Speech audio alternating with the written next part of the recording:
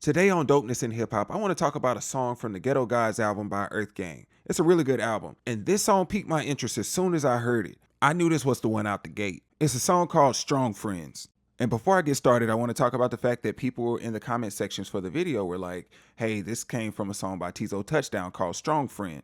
I'm gonna be honest, I listened to it and it only sounded similar in one spot. Checking your strong friend.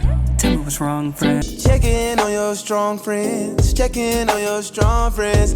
So I'm not going to get into the fact if they stole this or not, because I don't know when the songs were actually recorded. I don't know if these songs were just similar because people have similar thoughts in general. That's not what I'm looking for here. What I am going to get into is the fact that both songs have a very important message about checking on your strong friends. And I would also like to point out that both of these songs were written by black men from an emotionally mature standpoint, which is important because a lot of times the perception is that there are not spaces for black men to actually share our feelings. You'd be surprised how many people are walking around depressed, ready to end it all. People lie with smiles a lot. I'm reminded of somebody like Robin Williams, who seemed like he had it all on the surface, but deep down and behind closed doors, he was in pain. When a simple, hey, how you doing? I'm just calling to check on you. You okay? You need anything? You need to vent? People want to recognize that they have value in this world. And a lot more people than you think believe that that world doesn't exist at all.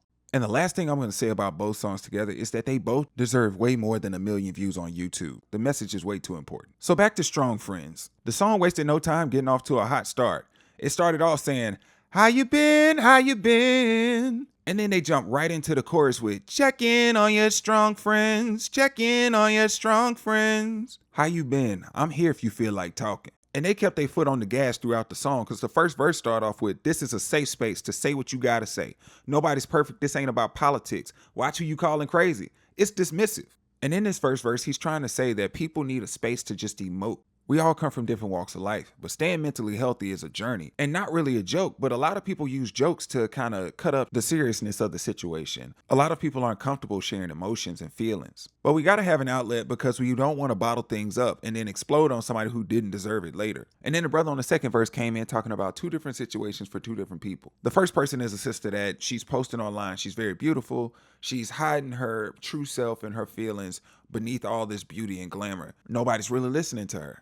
And then he comes in and says, hey, I'm with you, my sister. You ain't got to post a reel. You barely know how you supposed to feel. I don't know how we supposed to deal. He said, I got a phone. You can call me. We can talk about it. We can talk about the things that you can't reseal. We can air it out, cry it out, swim through it like a Navy SEAL.